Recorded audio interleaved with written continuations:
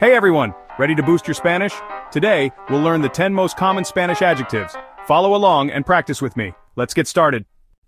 First up, bueno, it means good. For masculine nouns, use bueno. For feminine, use buena.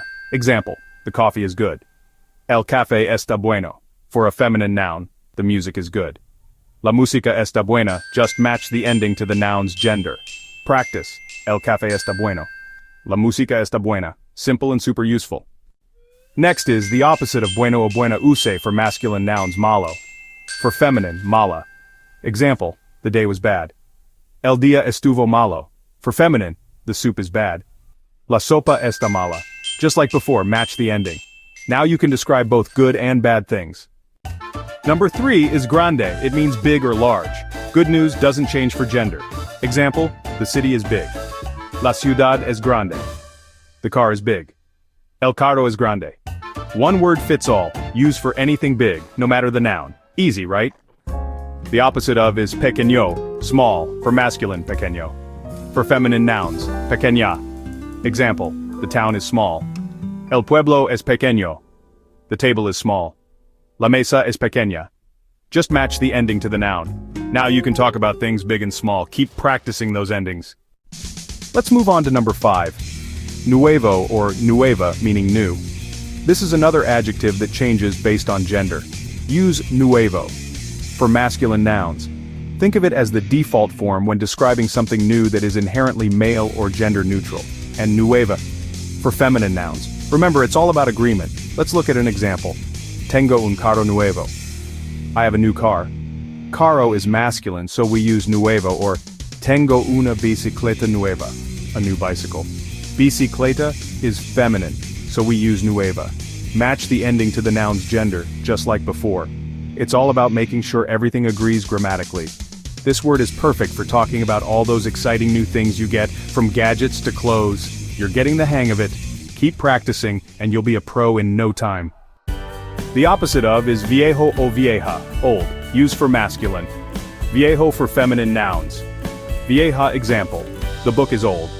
El libro es viejo, an old house. Una casa vieja. Remember to match the ending. Now you can describe things as new or old. Great job. Number 7 is fácil. It's gender neutral, so it never changes. Example, Spanish is easy. Español es fácil, the easy homework.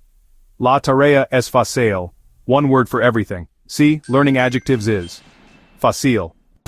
Next is difícil, difficult or hard.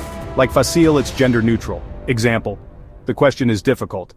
La pregunta es difícil, a difficult problem. Un problema difícil, no need to change the ending. Now you can describe things as easy or difficult.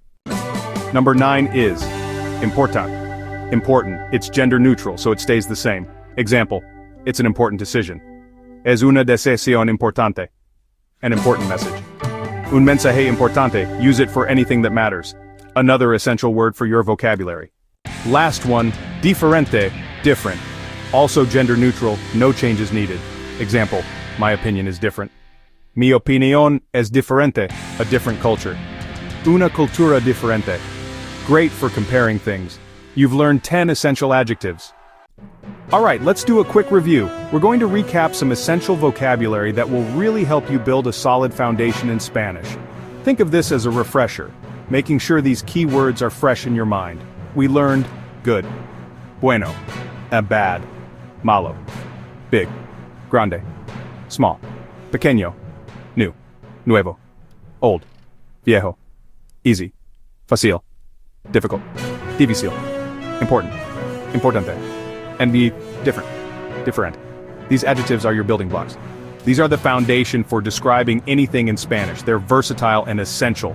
Practice using them in your own sentences today.